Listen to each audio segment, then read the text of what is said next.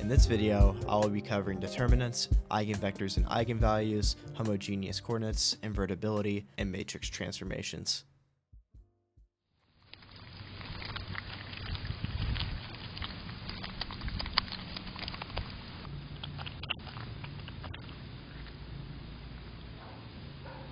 Meet Chunk the Groundhog. Chunk is one of the world's most notorious thieves, going viral for his known behavior of eating his farmer's crops on a security camera. Let's freeze right here for a second. Chunk is able to flourish through this medium of entertainment due to the clarity of the image that is right in front of you. You are only able to see this picture because of the algorithms that automatically correct the image under the hood. Allow me to elaborate on this. The singular frozen frame you see is not actually a single image, but rather several images overlaid on top of each other.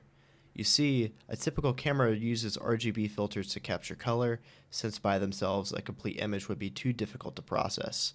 Once a picture is taken with each of these filters, they are mapped onto what could be imagined as a 2D plane. In linear algebra terms, these images are reconstructed into R2. Whenever these images are mapped in R2, they are displaced due to the nature of the camera and need realignment. Normally, image alignment algorithms such as SURF and SIF do this automatically. Each image can be thought of as a 2x2 matrix when plotting their locations, if only accounting for their bottom left position. In different scenarios, these images will need to be transformed in different ways, including translating, rotating, scaling, and other ways too. As a simple example, let's start off with translating the images. Translating these images algorithmically ends up being an easy process. It could either be done by moving all the images to the origin, or translating two of them to the other. In our case, we'll move them all to the origin. This process could even be simplified by performing all the work in the Maple software. Assigning each channel an X and Y value, all that would have to be done is to reverse those values. Then, by using the translation matrix formula, all three matrices are moved to the origin and combined to realign the original image. This is a good time to bring up the concept of homogeneous coordinates.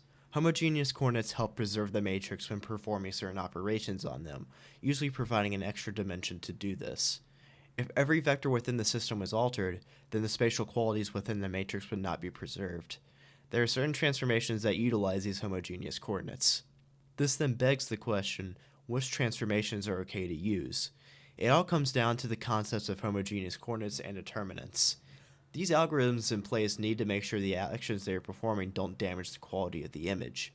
Therefore, the transformation matrices imposed on these images must use homogeneous coordinates. Transformations such as translations, rotations, and dilations use homogeneous coordinates to preserve the image, while projections remove an entire dimension of information, therefore cannot be used in the process.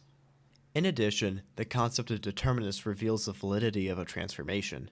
When working with a 3x3 transformation matrix and performing a Laplace expansion, a non-zero determinant confirms the transformation is valid. This means the image's structure is preserved during the transformation, ensuring that the operation is invertible. An invertible transformation guarantees that the process can be undone, allowing the original image to be reconstructed accurately. This is essential in image alignment, as it ensures that the spatial relationships between pixels remain intact. In more realistic scenarios, cameras will have these color channels spread across on a 3D graph when the camera is attempting to project a 2D image sensor using intrinsic and extrinsic camera parameters. These intrinsic parameters include details such as focal length, pixel size, and optical center, which are mainly the camera's internal qualities. Extrinsic parameters such as position and orientation of the camera relative to the world determine how the camera sees the 3D scene. This implementation of a new dimension calls for more complex transformations. You could, for example, translate along a single line, dilate on the XZ plane, skew a plane or volume along one axis, and even shear by shifting one layer of planes parallel to another. Orthographic projections into 2D without depth distortion is even possible with this. If attempting to align the images at the origin of this model, more complex calculations will be required. This is where the dedicated SIFT, ORB, and SURF algorithms will be more useful. In R3, homogeneous coordinates will provide an extra dimension, making the transformation matrices 4x4 in dimension. These matrices enable translations, rotations, dilations, and perspective projections to be executed in 3-space. When computing determinants for the 4x4 transformation matrices in R3, finding a non-zero determinant ensures invertibility and spatial relationships. While Laplace expansions are more complex in 3D, they validate the transformations being performed on the RGB channels.